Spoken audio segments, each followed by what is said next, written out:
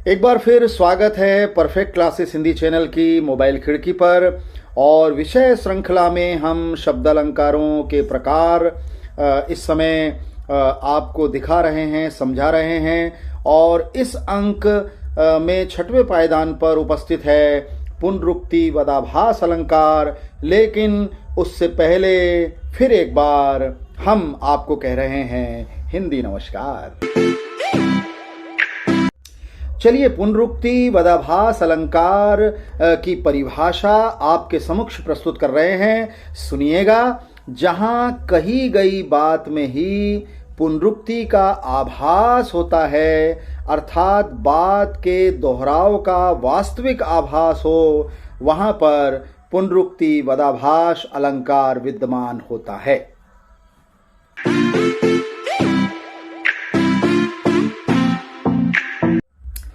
एक दूसरी परिभाषा के अनुसार कहा गया है कि जब किसी वाक्य में कोई शब्द के साथ पहले शब्द के दोहराव का आभास दूसरे शब्द के कारण होता हो तो वहां पुनरुक्ति वदाभास अलंकार होता है।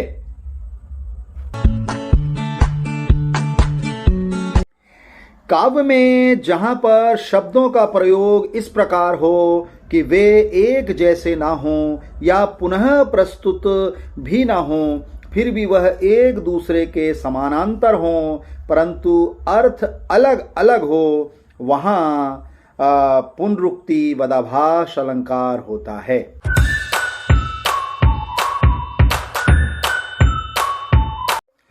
किन्हीं काव्य पंक्तियों में किसी शब्द की उपस्थिति से अर्थ का दोहराव होता हुआ प्रतीत हो, किंतु वास्तव में अर्थ का दोहराव या पुनरुक्ति ना हो, तब ऐसे स्थान पर पुनरुक्त वदाभास अलंकार होता है।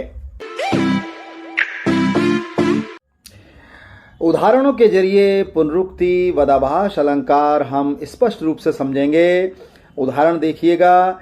पुनि फिरी राम निकट सो आई, अर्थात पुनि मतलब दोबारा, फिरी मतलब दोबारा आए, राम निकट सो आई, अर्थात पुनि और फिरी दोनों में अंतर नहीं है, फिर भी वह एक दूसरे के अलग अर्थ में हैं। यहाँ पर पुनरुक्ति वदाभास अलंकार है और एक दूसरे के अर्थ का या एक दूसरे के स्थान का आभास दे रहे हैं। एक दूसरे उदाहरण के अनुसार, धूप छांव संभाव से सही न खोया धीर, नहीं रहे बे पीर वे, बने रहे वे पीर।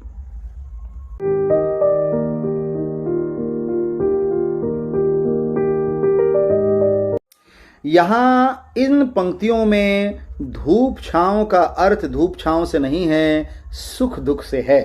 और बेपीर का अर्थ यहाँ पर किसी के दुख पर सांत्वना न झलकाना ऐसा नहीं है। यहाँ पर बेपीर का मतलब है गुरु का ना होना, तथा यहाँ पर पीर का अर्थ किसी के दुख को समझना नहीं है, अर्थात वीत राग है। यहाँ पर पीर का अर्थ वीत राग है।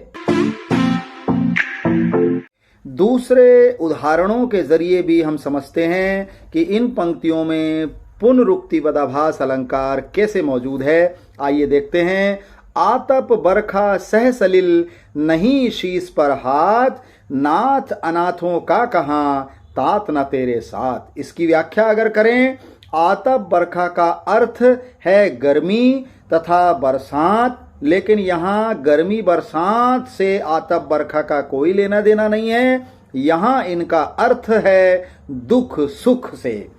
शीश पर हाथ का अर्थ आशीर्वाद है और तात का अर्थ यहाँ स्वामी से नहीं पिता से है। इसलिए इन पंक्तियों में पुनरुक्ति वदाभास अर्थात दोहराव का आभास महसूस होता है।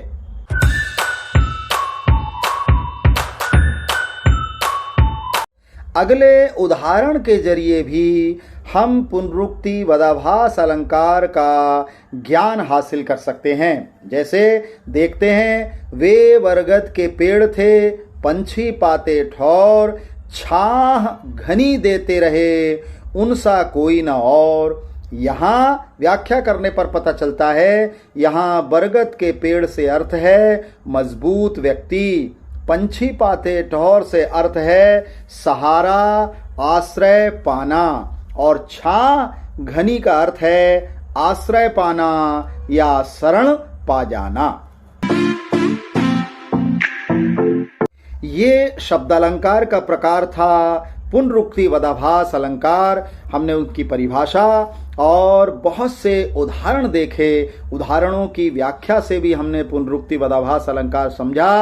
अब अगले अंक में शब्दालंकार के एक और अलंकार के प्रकार को लेकर आपके समक्ष प्रस्तुत होंगे और हिंदी साहित्य जगत के अगले पन्ने को पलटेंगे। तब तक के लिए प्रतीक्षा करते रहिए अपने हिंदी दोस्त का, और जो हर बार हम आप सबके लिए कहते हैं कि हिंदी नमस्कार।